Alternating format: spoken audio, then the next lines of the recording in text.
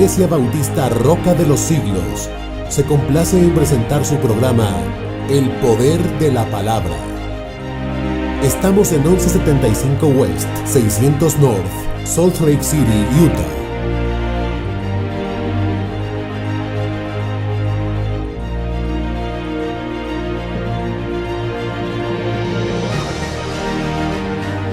Y escribe al ángel de la iglesia en Esmirna, el primero y el postrero, el que estuvo muerto y vivió, dice esto: yo conozco tus obras y tu tribulación y tu pobreza, pero eres rico, y la blasfemia de los que se dicen ser judíos y no lo son, sino sinagoga de Satanás. No temas en nada lo que vas a padecer. He aquí el diablo echará a alguno de vosotros en la cárcel para que seáis probados, y tendréis tribulación por 10 días. Sé fiel hasta la muerte, y yo te daré la corona de la vida. El que tiene oído, oiga lo que el Espíritu dice a las iglesias. El que venciere no sufrirá daño de la segunda muerte. Oremos, hermanos. Padre, te damos gracias por esta tarde, Señor, que nos regalas aquí en la iglesia Bautista Roca de los Siglos, Señor. Gracias por los hermanos que han llegado a escuchar tu palabra, y te pido, Señor, que nos utilices, Señor. Sabemos que no somos nadie, pero sabemos que tenemos un gran Dios que utiliza al que Él quiere, como quiere, Señor, y cuando quiere. Pido que bendigas tu palabra, Señor, y que cumpla el propósito por la cual la has enviado, Señor, que cale en lo más profundo de nuestros corazones y que la tengamos en cuenta de día y de noche, Señor, que meditemos en ella y la pongamos en práctica, Señor. A ti sea la gloria, Señor, en el nombre de Jesús. Amén. Se pueden sentar, hermanos. Le he titulado a este sermón la fidelidad a Dios en medio del sufrimiento. La fidelidad a Dios en medio del sufrimiento. Y les pregunto, hermanos, ¿cuándo le eres fiel al Señor? ¿Cuándo le eres fiel? ¿Cuando todas las cosas van bien? ¿Cuando hay salud? ¿Cuando hay prosperidad? ¿Cuando el banco está lleno de dinero? ¿Cuando hay comodidades? ¿Cuando no estás padeciendo nada por Cristo? Cuando todo está tranquilo, ¿cuándo le somos fieles a Dios? ¿Será que la fidelidad a Dios depende de las circunstancias o va más allá de las circunstancias? Pues esta iglesia, la iglesia de Esmirna, en el sermón pasado, hace semanas atrás, había hablado de la iglesia de Éfeso, que habían perdido su primer amor. Esmirna estaba ubicado como a 30 millas al norte de Éfeso. Esta iglesia, nos vamos a dar cuenta que Jesús no le da ningún reproche. Al contrario de la iglesia de Éfeso, Él le señala que habían dejado su primer amor. Pero a esta iglesia Jesús no le señala nada, absolutamente nada. Ellos vivían en tiempos de dificultad, tal vez peores que los nuestros, tal vez no, eran peores que los nuestros. Pero hoy vivimos en una sociedad en que la fidelidad es algo que se ve como anticuado. Esta sociedad ve la fidelidad como algo anticuado, como algo que no sirve. Al contrario, nosotros debemos ver la fidelidad como algo que está en la palabra del Señor, que agarra toda nuestra vida, todas las áreas de nuestra vida está cimentada en si le somos fieles a Dios o no le somos fieles a Dios. Hay personas en la iglesia que hacen una separación. Cuando están en la iglesia, no, ahí le somos fieles a Dios, pero en su trabajo le son infieles a Dios. Hacen una separación entre su vida del trabajo y la vida de la iglesia, pero nosotros, si vemos en la Escritura, no hay tal separación. Si somos fieles a Dios, le tenemos que ser fieles a Dios aquí, en medio de los hermanos, y allá en el mundo. No podemos hacer una separación en cuanto a la fidelidad que le debemos al Señor. Hay que serle fiel en todo momento. Aquí vamos a empezar en el versículo 8, dice Jesucristo mismo hablando a la iglesia, y escribe al ángel de la iglesia, es decir, escríbele al pastor, al líder de la iglesia en Esmirna, el primero y el postrero. Estas dos palabras son importantes porque aquí Jesús está describiendo su divinidad. Es el equivalente al Antiguo Testamento que Jehová dice, yo soy. El primero y el postrero significa que Él es el eterno. Él es el que está fuera del tiempo, el que controla todas las cosas. Sigue diciendo, el que estuve muerto y vivió. Y aquí implica su humanidad. Aquí podemos ver la divinidad y la humanidad de Jesús. Y esto Jesús lo hace con un propósito. El propósito es consolar a los hermanos que están padeciendo persecución. Él les dice, yo estuve muerto, pero vivo. Yo soy el que padecí todas las cosas por ustedes. El que padeció la injuria, el que padeció los golpes, el que padeció la burla, el que padeció la traición de los discípulos amados, que cuando más lo necesitaba Él, ahí no estaban. Jesucristo a través de esto le da un consuelo a la iglesia. Yo soy el Dios, el que controla todas las cosas, pero yo sé por lo que ustedes están pasando, porque yo pasé por eso.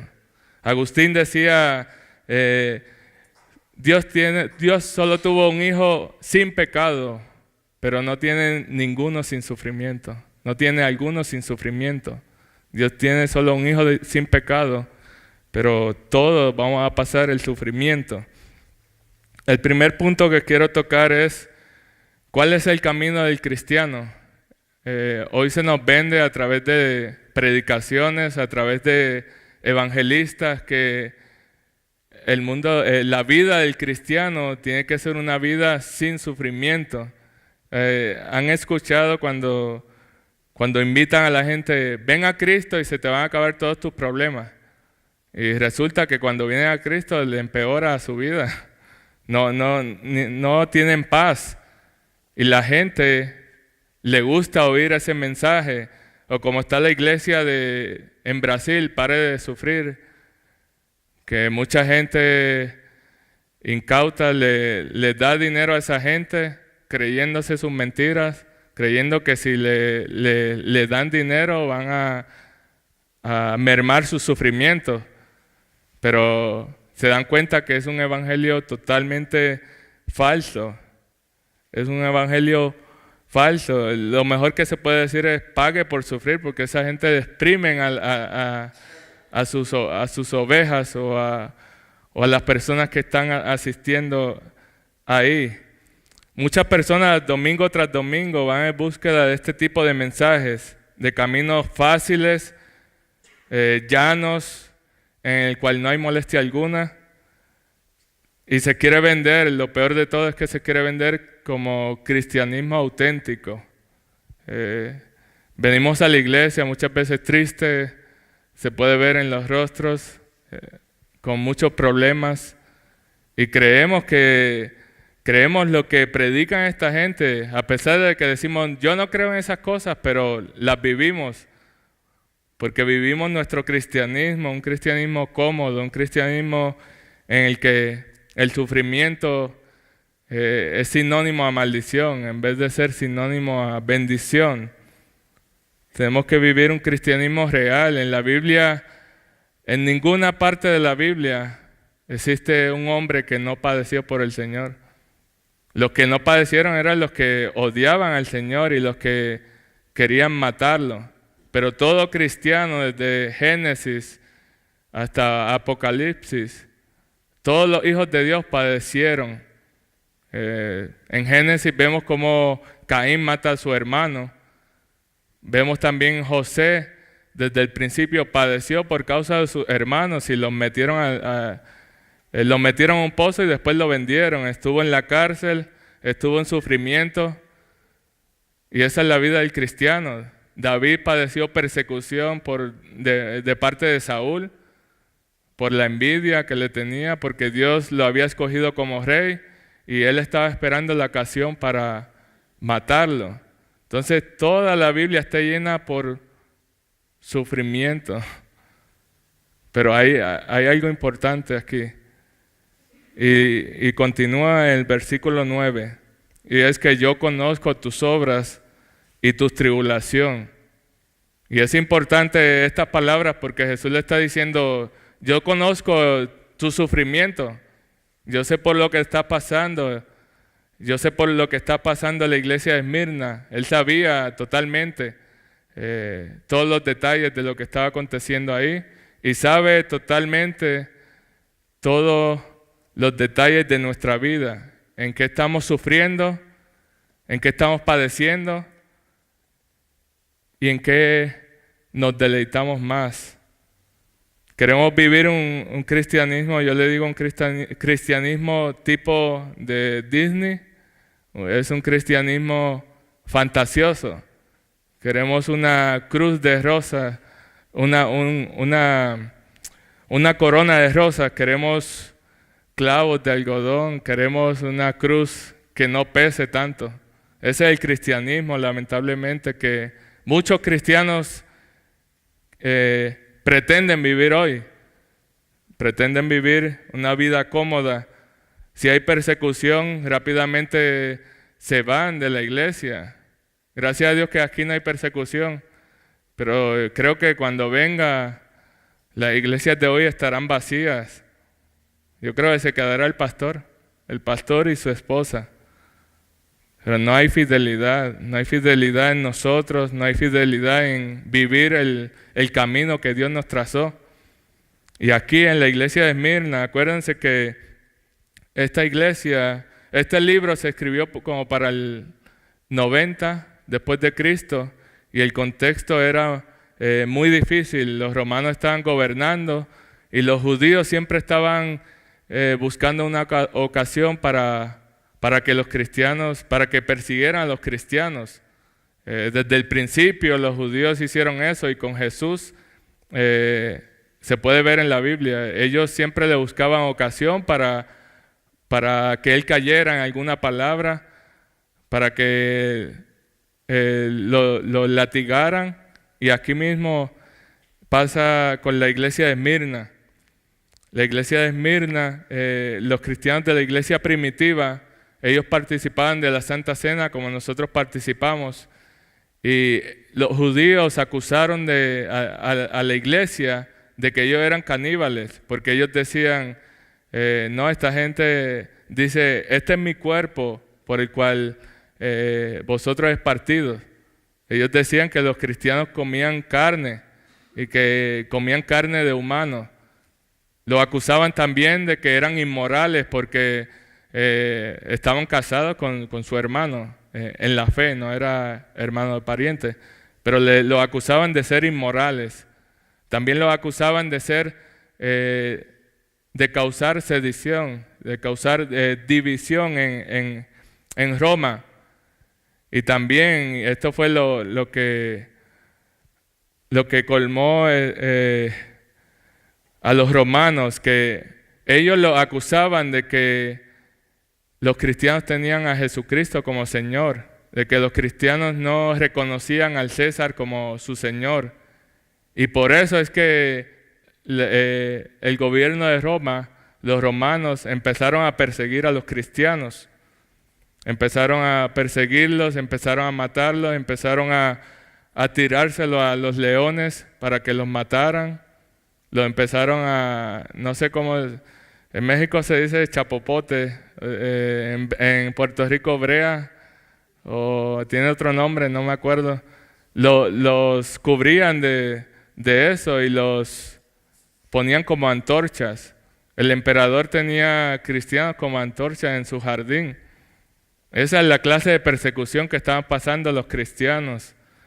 No era la de ahora, la que un hermano no te habló, no te miró y ya está enojado, no viene a la iglesia y crees que está padeciendo por Cristo. Eso no es persecución, eso es inmadurez.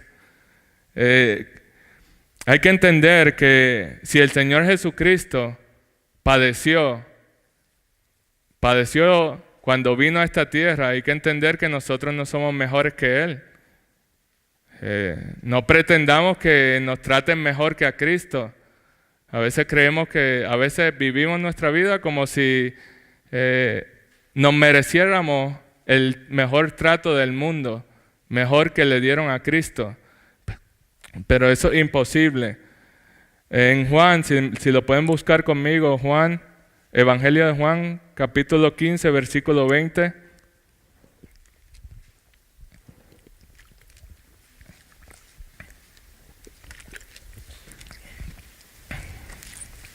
Juan, capítulo 15, versículo 20, dice el propio Jesús: acordaos de la palabra que yo os dije, un siervo no es mayor que su Señor.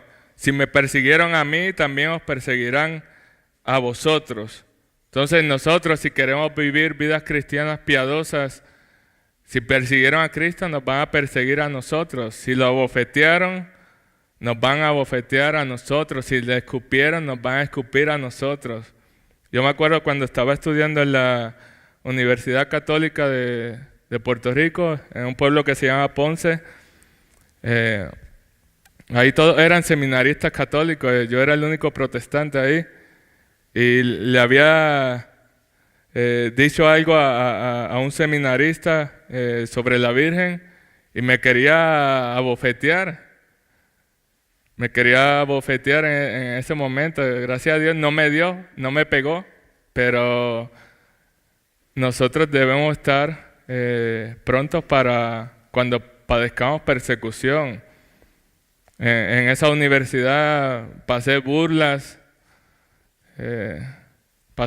que uno al principio se sentía mal, pero ya madurando en el Señor, eso es parte de la vida del cristiano.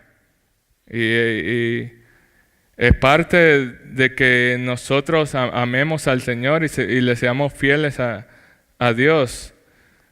Una de las cosas que el cristiano debe entender es que este camino es un privilegio. Si no lo entendemos así, cuando padezcamos muchas cosas, vamos a estar tan deprimidos que nadie nos va a poder levantar. Este camino es un privilegio. Jesús fue nuestro ejemplo, padeció por nosotros, pero si no entendemos esto, la vida cristiana se nos va a hacer pesada. Se nos va a hacer que no vale nada. Y Cristo dijo en el sermón del monte, no sé si se acuerdan, el pastor ha predicado aquí del sermón del monte. ¿Qué dijo Cristo acerca de la persecución? Dijo: desgraciados sois cuando os persigan, os insulten y digan toda clase de mal sobre ustedes. ¿Acaso dijo eso Cristo? ¿O dijo: bienaventurados sois cuando os persigan, o cuando nos insulten, cuando digan toda clase de mal de nosotros? Eso fue lo que dijo Cristo. Somos bienaventurados cuando padecemos por serle fiel a Él. Pero hay algo que debemos entender: si no le somos fieles en lo poco, en lo mucho no esperes serle fiel. Si tan siquiera nosotros yo llevo 1 año y medio aquí viniendo a Roca, y una de las cosas que más me da tristeza son los miércoles, como los cultos de oración, nadie está ahí. Y no estoy diciendo que si no vienes los miércoles perdiste tu salvación, no. Pero creo que eso demuestra la fidelidad que uno le tiene a Cristo. Y si tan siquiera no le somos los fieles los miércoles, cuando venga la prueba vamos a terminar huyendo como hicieron los discípulos al principio, que dejaron a Jesús solo. El apóstol Pablo también dice que este camino es un privilegio. Dice el apóstol en Filipenses 1:29, porque a vosotros se os ha concedido por amor de Cristo no solo creer en Él, sino también sufrir por Él. O sea, no se nos ha concedido solamente el que nosotros creamos en el Dios verdadero, sino hay que agarrar el paquete completo, no lo mejor, Muchos quieren a Jesús solo como el Salvador, el que ama, el que me consuela, pero no quieren los látigos, no quieren sus heridas en las manos, no quieren sus heridas en la frente por la corona de espinas.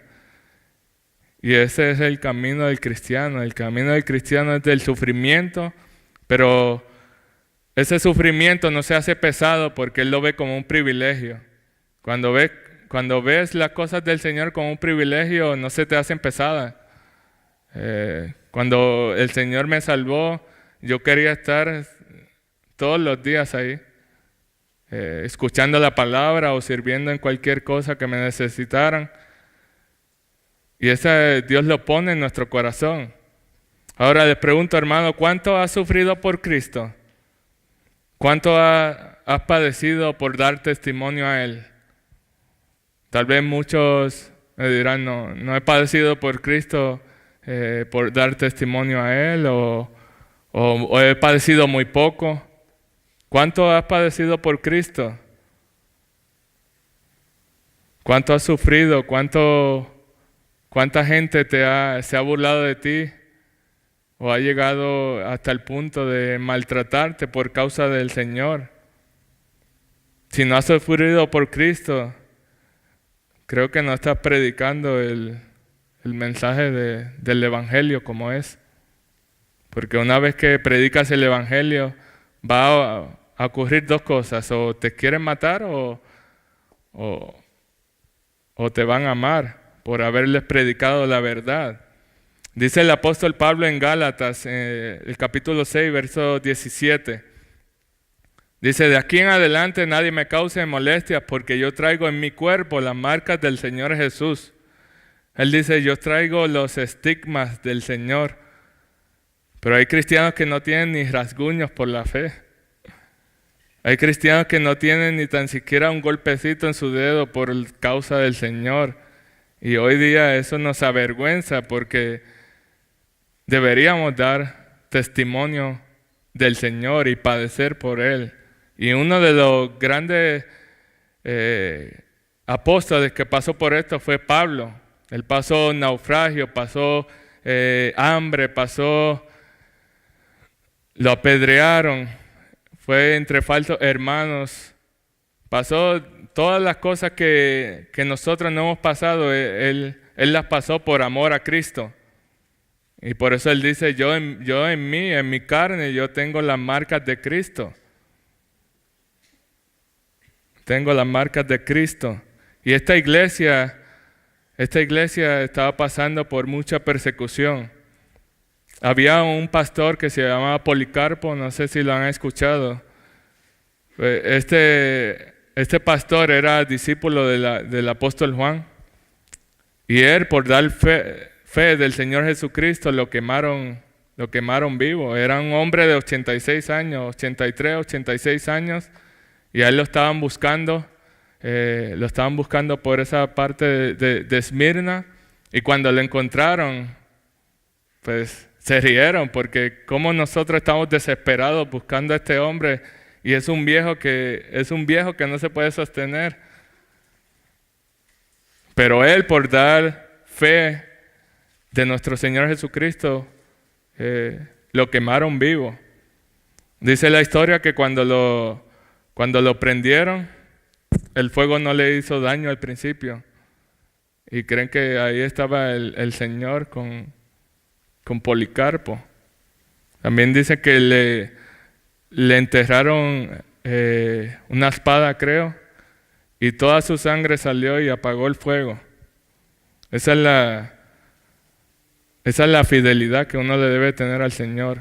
Tal vez en Utah no estemos pasando eso, como digo, pero llegará el momento en que aquí en toda la tierra vamos a tener que pasar esto. Pero hay que serle fiel al Señor. Dice el versículo 9, y la blasfemia de los que dicen ser judíos y no lo son, sino sinagoga de Satanás. Esto expresa la idea de decir mal de otros. Los creyentes eran desprestigiados, eran calumniados, como yo dije. Los judíos siempre, en cualquier ocasión, la aprovechaban para acusarlo ante los romanos. Pero, ¿qué dice el apóstol Pablo? Los verdaderos judíos son los del interior, los que fueron circuncidados en el corazón, en espíritu, no en la letra. La alabanza de la cual no proviene la alabanza del cual no viene de los hombres, sino de Dios. Esos eran los verdaderos judíos. Pero aquí el Señor los acusa de que son sinagoga de Satanás. Ellos decían, no, nosotros somos los judíos los que predicamos al Dios verdadero, al Dios de Abraham, de Isaac y de Jacob. Pero Jesús le dice, ustedes son más que sinagoga de Satanás, porque las obras de su Padre quieren hacer. Y cualquiera que esté aquí en este mundo y acuse a los cristianos, los desprestigie, los calumnies, lo están haciendo contra el Señor. Yo creo que muchos de los que estamos aquí nos acordamos del apóstol Pablo, cómo fue a perseguir a los cristianos y Jesús lo confrontó. Pero Jesús no le dijo, ¿por qué persigue a mi iglesia? No, Jesús le dijo, ¿por qué me persigue a mí? Las personas que atacan el cristianismo están persiguiendo a Jesús. Y no hay peor cosa que caer en las manos del Señor cuando venga en su ira. Ahora lo podemos ver como el Cordero, como el que quita nuestros pecados, pero va a venir un día que ese Cordero ya no va a estar ahí. Viene con su ira a hacer venganza por su pueblo amado. El segundo punto es el tesoro del creyente. Si notan, el versículo 9 dice, y yo conozco tu pobreza, pero eres rico. Conozco tu pobreza, pero eres rico. ¿Cuáles son las riquezas del mundo? ¿O qué es lo más que estima el mundo? El mundo estima lo material. Estima cuántas cosas tiene, estima su casa, estima su salario, estima la tecnología, todo lo que pueda tener, todos los bienes que pueda poseer en esta vida, pero ellos se agarran de algo perecedero. Y toda la vida de las personas en el mundo gira en torno a eso, gira en torno a lo que poseen, gira en torno a todas esas cosas que no pueden satisfacer su alma.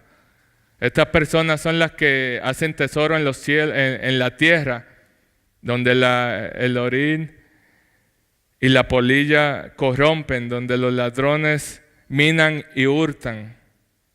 Ellos no están pensando en su mejor vida en el cielo, ellos están pensando en que su mejor vida es ahora. Y lamentablemente esto se ha metido en la iglesia. En la iglesia vemos gente que se desvive por las cosas materiales, cosas que no se van a llevar a ningún lado, cosas que van a dejar aquí en la tierra. Si en el trabajo está comprometida su fe, prefieren negar y ser infiel a Dios que serle fiel. Si el jefe les dice, no, haz esto y cambia estos numeritos o algo, vamos como los mismos mundanos a hacer lo que el jefe nos pide, no damos ni resistencia a eso. No le somos fieles a Dios en el trabajo, o no le somos fieles a Dios cuando vengan ahora los taxes, que son cosas que uno ve como triviales, que no son sin importancia, pero sí son importantes. Y eso demuestra tu corazón, demuestra la fidelidad que le tienes a Cristo, demuestra cuánto le amas a Él. Y nos preguntamos, ¿de qué nos diferenciamos de la gente impía? Estamos llamados a ser diferentes y hacemos las mismas cosas de los impíos. Por eso la gente hoy día no tiene credibilidad en la iglesia, porque miran la iglesia y ven al mundo ahí. Ven cómo los cristianos se comportan y dicen, pero tú eres cristiano. ¿Se acuerdan del apóstol Pedro cuando estaba con Jesús a punto de negarle? Él le decía, no, yo no lo conozco, yo no sé quién es. Y que ellos le decían, no, pero tu hablar te delata. Pero ahora los cristianos de hoy, ni aunque se forren de cristianismo, le creen. Son solo cristianos, como decían en Puerto Rico, de cartón, cristianos falsos, que son solo de boca. Y cuando viene la persecución no le son fieles a Dios, siempre están dispuestos a negar al Señor por conveniencia y por estar más tranquilos en esta tierra. ¿No llamó Cristo a seguir sus pisadas? Esta iglesia, Cristo fue el ejemplo. Y nosotros como iglesia, Cristo es nuestro ejemplo. Si Él padeció, vamos a padecer. ¿No nos llamó Cristo a obedecerle y a cargar su cruz? Nos llamó a eso, pero nosotros muchas veces no cargamos su cruz. Ahora, la riqueza del creyente es diferente. La riqueza del creyente, aquí Cristo le dice, tú eres pobre y lo sé y conozco tu pobreza, pero eres rico. Esta iglesia estaba padeciendo necesidad económica y no tenían nada.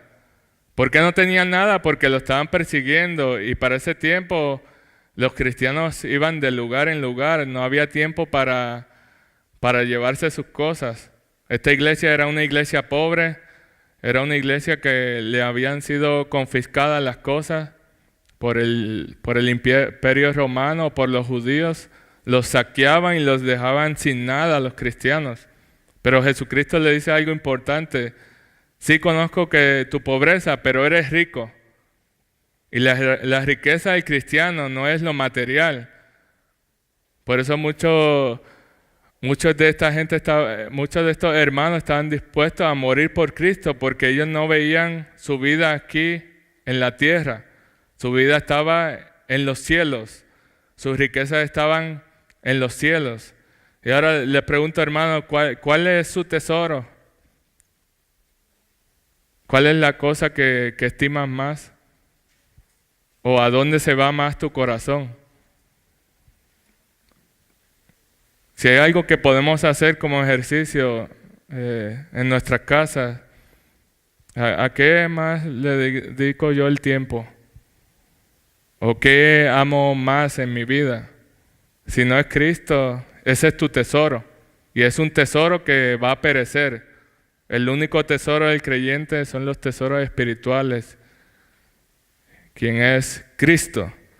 Jesucristo dijo en el capítulo 5 de Mateo, bienaventurados los pobres en espíritu, porque de ellos es el reino de los cielos.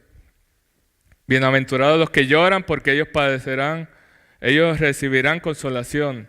Bienaventurados los mansos, porque ellos recibirán la tierra por heredad. Bienaventurados los que tienen hambre y sed de justicia, porque ellos serán saciados. Bienaventurados los misericordiosos, porque ellos alcanzarán misericordia. Bienaventurados los de limpio corazón, porque ellos verán a Dios. Bienaventurados los pacificadores, porque ellos serán llamados hijos de Dios. Esas son las verdaderas riquezas del creyente. No son las cosas que poseemos. No son las cosas que poseemos. Tu fidelidad a Dios es importante. Y tu fidelidad o va a estar en Dios o va a estar en las cosas del mundo. Aquí en la iglesia de Esmirna podemos ver que su prioridad y su fidelidad era hacia Dios, porque estaban dispuestos a morir por causa de Él. No caigamos nosotros en el juego del sueño americano de que si eres pobre no importas, o como predican los de la prosperidad, que si eres pobre, si no posees nada, estás falto de fe o hay una maldición sobre ti. Ese no es el cristianismo verdadero. Si tenemos a Cristo, nada en esta tierra necesitamos, absolutamente nada. El salmista decía, ¿a quién tengo yo en los cielos sino a ti? Y fuera de ti nada deseo en esta tierra. Pero no invirtamos en los papeles de este salmo, no digamos... Y que no digamos lo contrario a esto, no digamos que deseamos más la tierra que a Dios. Hay muchos que se dicen ser creyentes que desean más la tierra que a Dios. Y es una tristeza ver cómo la iglesia, especialmente la iglesia hispana de Estados Unidos, tiene la prioridad en otras cosas que en Dios, más que en Dios. Su prioridad es hacer dinero, y no digo que esté mal hacer dinero para sustentar a tu familia, eso es bueno y la Biblia dice que lo hagas. Pero si tu Dios es el dinero y tu fidelidad está en las cosas materiales, has puesto a Cristo a un lado y tu tesoro va a perecer, tal vez va a perecer contigo. Dice el salmista: mi carne y mi corazón desfallecen, mas la roca de mi porción es Dios para siempre. Nuestros ojos, nuestra mirada, nuestra vida, nuestras posesiones deben ser para Cristo y por Cristo solamente. Solo por Cristo, solo por Cristo. El apóstol Pablo decía: si hemos resucitado, busquemos las cosas de arriba, no las de la tierra. Poner la mirada en las cosas de arriba. ¿Por qué? Porque habéis muerto. Si en verdad te dice ser cristiano, dice que sigues a Jesús, pues has muerto. Has muerto al mundo, ahora vives para Dios. Todo lo que haces es para Dios. Tu testimonio es para Dios, la fidelidad, la entrega con la que haces las cosas. Cuando estás trabajando allá en tu área laboral, eso lo haces para Dios, no lo haces para el jefe. Todo se resume en serle fiel a Dios. Esta era una iglesia que no temía ser perseguida. Que si los llevaban a matarlos en los circos romanos, ellos estaban dispuestos a dar su cabeza. Se dice que el apóstol Pablo murió entre el 60 y el 67, y el apóstol Pablo fue decapitado. Se dice de Isaías que lo aserraron, pero no era una sierra de esas que tenemos ahora, era peor todavía, era una sierra de madera, y lo cortaron por el medio a Isaías por serle fiel al Señor. Del apóstol Pedro se dice que lo crucificaron boca abajo. Del apóstol Andrés se dice que lo crucificaron, otro método de crucifixión. El apóstol Jacobo le enterraron una espada y lo mataron.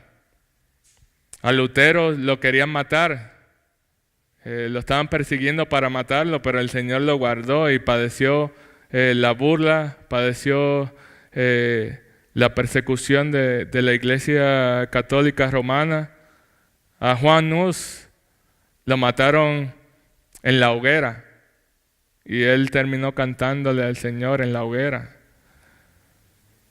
Al apóstol Juan, cuando escribió esta carta, lo habían metido en una olla, pero grande, con agua hirviendo. El apóstol Juan lo metieron ahí por causa del Evangelio. Y muchos de los cristianos que le fueron fieles a Dios padecieron estas cosas. Hubo uno llamado David Brainerd que le predicó a los indios aquí en Estados Unidos. Él les predicó teniendo tuberculosis. Era un hombre como de 120 libras. Y dice la historia que cuando él oraba en la nieve, una vez estuvo orando 10 horas. Y la nieve se derritió. Cuando él tosía, le salían pedazos de su pulmón. Eso era un hombre fiel al Señor, un hombre que no le importaba más que la gloria del Señor. Si seguimos en el versículo 10, dice: no temas en nada lo que vas a padecer. Y es importante esto, no temas. Jesús le dice: no temas. Y Jesús nos dice a nosotros: no temamos cuando estamos padeciendo enfermedad, cuando estamos padeciendo persecución. No temas, porque yo estoy contigo. Yo soy el Dios que controla todas las cosas. Yo soy el Dios que te consuela en tu adversidad. Yo soy el Dios que está cuando estás triste. Yo soy el Dios que está cuando estás padeciendo por causa de la fe. Yo soy tu Dios. Y Dios es mayor que todas las cosas.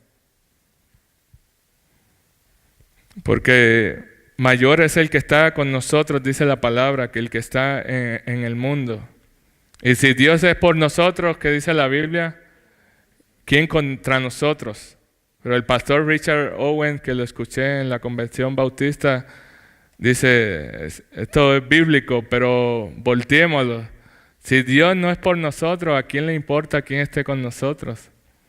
Si Dios no es por nosotros, no importa que tenga el gobierno de Estados Unidos, Rusia, Francia juntos, no importa quién esté contigo, Dios es más fuerte que todos juntos. La confianza en Dios debe estar ahí. En el momento que no puedes más, en el momento que tu fe sea probada, porque la fe del creyente va a ser probada. Y una de las cosas más tristes que podemos hacer con Dios es que cuando nuestra fe sea probada, no confiar en Dios. Eso es lo peor que puede hacer un cristiano, que no confíe en Dios. Si Dios te dijo que iba a estar seguro en sus manos, pues va a estar seguro. Si Dios te dice que te va a proveer, te va a proveer. Si Dios dice que va a estar a tu lado en medio de la aflicción, Él lo va a estar, porque Dios no es mentiroso. Y muchas veces en nuestra vida actuamos como si Dios fuera un mentiroso. Decimos confiar en Dios, pero la verdad es que cuando estamos en estos momentos difíciles de nuestra vida, Dios no existe para nosotros. O le reprochamos a Dios porque estamos padeciendo esto. Estamos minando su carácter. Cuando le decimos algo así, tal vez de palabra no, pero con obras hablamos a veces más que con palabras. Y esto es una ofensa ante Dios. Creo que aquí los padres, si su hijo le pide algo, su hijo va con confianza, su hijo no va con miedo. Y si el papá le dice, sí, hijo, voy a estar contigo ahí, pues vas a estar contigo. Va a estar contigo en tu situación. Y así es nuestro Dios. Dios estaba en el control de todas las cosas. Dios estaba acompañando a la iglesia de Esmirna en medio de la persecución, en medio del sufrimiento, en medio de la pobreza. Dios te acompaña y Dios no va a dejar a sus hijos. Dice su palabra en Jeremías 17, dice, bendito es el hombre que confía en el Señor, cuya confianza es el Señor. Será como árbol plantado junto al agua, que extiende sus raíces, junto a la corriente. No temerá cuando venga el calor y sus hojas estarán verdes. En año de sequía no se angustiará ni cesará de dar fruto. O sea, cuando venga lo malo, ¿cómo va a reaccionar ante el Señor? ¿Será que vamos a reaccionar como cuando vinimos a la fe? Tal vez eso se lo podemos dejar a un nuevo creyente, pero hay muchos en la iglesia que llevan años y años conociendo al Señor, llevan 20 años o 30 años o hasta más y siguen reaccionando de la misma forma como cuando eran unos bebés espirituales. Y creo que mientras vamos creciendo, vamos madurando en el Señor. No podemos reaccionar de la misma forma que reaccionábamos cuando apenas éramos unos niños espirituales. Si viene la persecución, reaccionar con valentía. Había leído un testimonio de un niño en China que le obligaron a negar a Cristo y le decían, niega a Cristo. Niégalo, y el niño llorando, no. Y le dispararon y lo mataron. Creo que esa es la fidelidad que Dios quiere en la iglesia. Un día vamos a enfrentar la persecución, ya se está viendo con lo que pasó hace una semana en California. Los terroristas apuntan más hacia los cristianos, aunque han matado mucha gente que no son cristianos, pero Esa gente quiere las cabezas de los cristianos. Si vemos en las noticias, si ven noticias, niños decapitados por serles fiel a Dios. Y nosotros, si se nos corta la mitad de un dedo o una uña, ya estamos quejándonos. Y niños dando fe de Dios, de que Él es el único Dios y que Alá no es el Dios verdadero, sino que es Cristo. Y por eso le quitan sus cabezas y los ponen en las plazas públicas para humillarlos, pero Dios está con ellos. Dice David en el Salmo 56, en Dios he confiado, no temeré, ¿qué puede hacerme el hombre? Hay que temer más a Dios que a los hombres. ¿Se acuerdan en Hechos que cuando los discípulos padecían por causa de Cristo? Esto era lo que ellos decían, es mejor temerle a Dios que a los hombres. Y ellos salían de ahí regocijados, no salían llorando. Ellos salían regocijados porque Dios le había permitido que padecieran por Él. Y así debemos salir de los sufrimientos. No debemos salir depresivos o con cara larga, como dicen en Puerto Rico. Debemos salir de ahí regocijados de que eso que Dios está haciendo está probando nuestra fe y la está purificando. Y como dije, si Dios está con nosotros, no hay nadie que nos pueda hacer daño más allá. Tal vez pueden matar esta carne que se ve, que es visible, pero el alma no lo van a poder matar porque Cristo nos dio vida juntamente con Él. Jesucristo dice en Juan 16:33, en el mundo tendréis aflicción, pero confiad, yo he vencido al mundo. Esta es la confianza que debe tener el creyente, y los creyentes de Esmirna la tenían solo en Cristo. En el mundo iban a tener aflicción, pero confíen, porque yo lo he vencido. El apóstol Juan también dice en su epístola, ¿quién es el que vence al mundo sino el que cree que Jesús es el Hijo de Dios? Este es el que vence el mundo. No podemos vencer al mundo con nuestra fuerza, sino que Cristo lo venció con toda su fuerza y con su vida y la derramó por nosotros. Es esa la confianza que le debemos tener al Señor en medio de la persecución, en medio de cualquier cosa, la puedes llamar enfermedad, algo económico, en medio de todo, le hay que ser fiel al Señor. Sigue diciendo el versículo 10, he aquí el diablo echará a alguno de vosotros en la cárcel para que seáis probados y tendréis tribulación por 10 días. Si ven, el versículo 9 dice que Jesús conoce sus tribulaciones, pero en el versículo 10 hay algo particular, porque es el mismo Satanás iba detrás de la iglesia. En el verso 9 se puede ver que eran los judíos, estaban siendo utilizados por Satanás, pero aquí está Satanás mismo persiguiendo a la iglesia. Dice que van a ser echados en la cárcel para ser probados y que iban a tener tribulación por 10 días.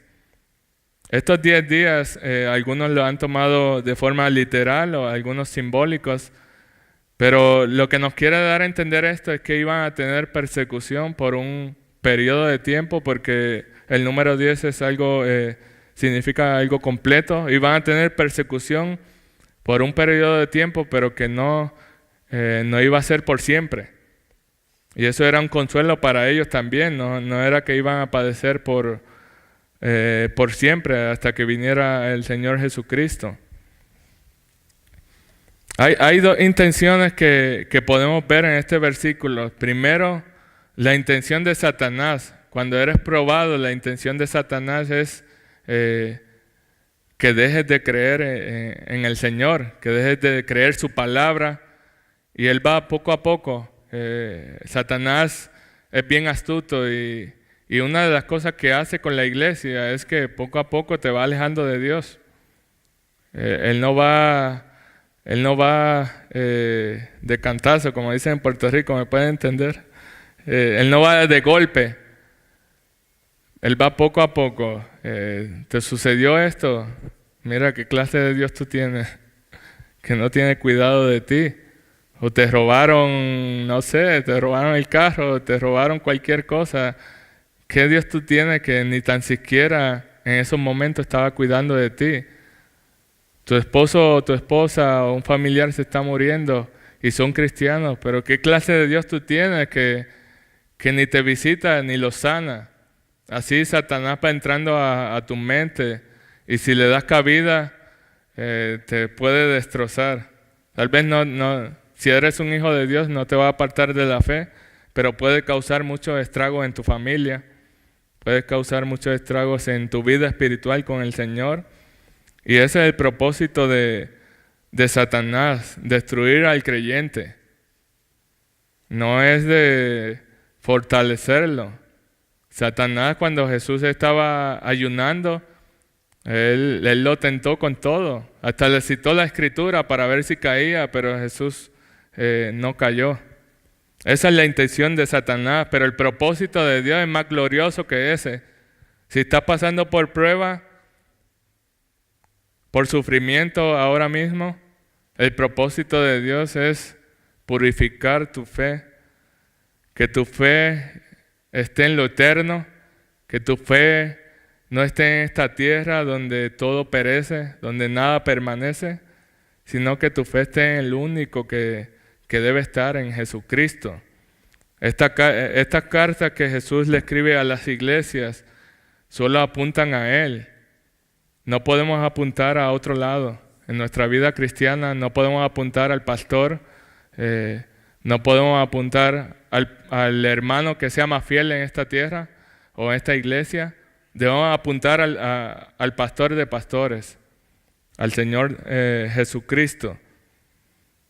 Y el propósito de las pruebas en medio de nosotros, lo dice el apóstol Pedro, en 1 de Pedro 1, del 6 al 8, dice, para que sea hallada en alabanza, gloria y honor en la revelación de Jesucristo, quien sin haberle visto, le amáis y quien ahora no veis, pero creéis en Él y os regocijáis grandemente con gozo inefable y lleno de gloria.